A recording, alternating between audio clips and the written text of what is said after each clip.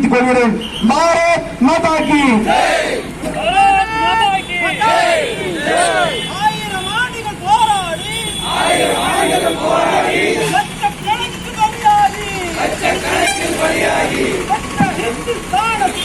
பெற்ற இந்துஸ்தானத்தை அந்நியர் யாரும் கை வைத்தால் ரத்தம் சிந்தி விட மாட்டோம். கத்தியின்றி ரத்தமின்றி கிடைக்கவில்லை சுதந்திரம்.